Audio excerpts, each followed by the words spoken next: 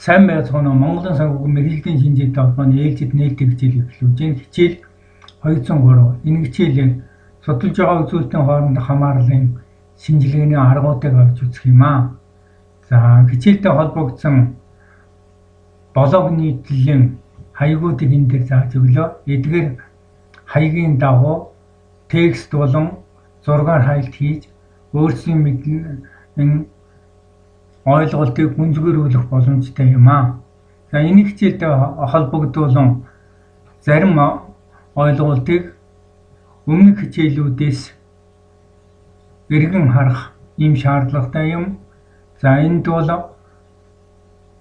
Монголын санхүүгийн мэргэжлийн шинжээчдийн холбоог үүсгэн байгуулагч дааса нийгмийн сүлжээд өмнө байршуулсан Жинэсмод жинлэг дунджийн талаарх хичээл 41-42, диспейсийн талаарх хичээл 43-45, корреляцийн талаарх хичээл 88-аас 94 дэх хичээлүүдийг эргэн санахыг зөвлөж байна.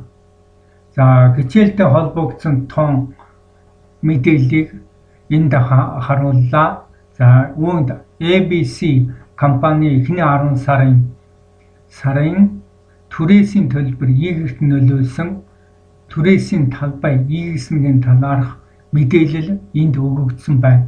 За эдгээр мэдээллийг статистик судалгааны аргаар боловсруулахтай холбогдсон тооцоолын дүн үрживрийг энэ хоёр дахь хүснэгтэнд харууллаа. За эхнийхтэр бол түрээсийн талбай, дараагийнхтаа нь үр дүнгийн үзүүлэлт түрээсийн төлбөр, за дараагийнхтаар нь Y-1-ийн үржүүр, Y-1-ийг Y-гээ үржүүлээд, за энэ дээр бол Y квадрат, хамгийн сүүлд нь бол энэхүү үр дүнгийн үзүүлэлтийг эдгээр том мэдээлэл статистик аргаар боловсруулж онлын утгыг бол гаргаж энэхүү онлынхаа утгыг анхны эмпирик утгатайгаа зэрэгцүүлэн үзэж энд хүснэгтийн хамгийн сүүлчийн багнаа харууллаа. За энэ онлын утга бол ойролцоогоор 445 байна. За энэ маань анхны өгөгдсөн судалгаанд авсан эмпирик том мэдээлэл 445-тай бол давхцаа буюу үндсэндээ ижил байна. За эдгээр статик тооцоолын дүн үрживрийн хамгийн сүүлчийн багны том мэдээллээр нормал тэгштгэлийг бол боддог. Энэ нормал тэгштгэлийн бол холбогдох том мэдээллүүдийг орлуулад, за үүнийг бол энэ систем тэгштгэлийг боддог маш олон аргуудыг бид ерөнхий боловсролын дунд сургуульд бол үзсэн байгаа. Эдгээр аргуудын нэгнээр нь бол одоо хамгийн хялбар аргаар нь бол энэ систем тэгштгэлийг бодож гаргаснаар шугам тэгштгэл бол гарч ирж байгаа. Өөрөөр хэлбэл энэ онлайн тэгштгэл. За энэ тэгштгэлийн параметруудыг бол энд олсон байна. За эхний хэсэг дээр нь бол энд тодорхойлогч олсон. За тодорхойлогчийн тоон утга бол энэ А болон Б параметрийг олсон.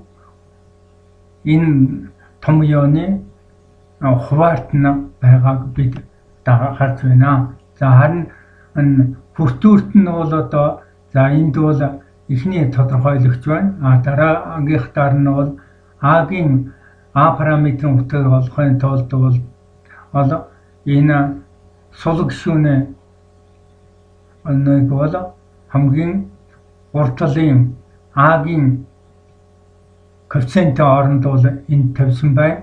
За тэгээд тооцоолол хийж энэ дээр А-гийн том утгыг орсон. Харин дараагийнхтаар нь бол энэ Б-гийн коэффициентуудын оронд энэ сул гишүүнүүдийг бол тавьсан.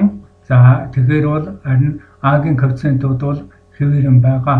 За ингээд бол Б-гийн том утгыг энд олсон байна. За эндээс бол дундчлан авч үзэхэд бол онлын утга маань энэ А-да нэмэх Б үржих нь Y-д гэдэг маань. За А-гийн коэффициент бол өөрөөр хэлбэл энэ тогтмол параметр нь Энэ гарч ирж байгаа. За үүнийг нь тавилаа. Дараагийнх нь бол харин хувьсах хэсэг буюу И гэснэгийн коэффициент нь бол энд олсон. За түүнийг энд ингэж тавилаа. За эдгээрийг бол бас графикаар харуулж болно. Мөн дараагийн хичээл дээр бол эдгээр хоёр хэмжигдэхүүний хоорондын хамаарлыг өөр аргуудаар бас тодорхойлох боломж байгааг бол харуулах болно. Ингэж бид бол аль болохоор нэг үр дүнд хэд хэдэн аргаар хүрдэг ийм аргыг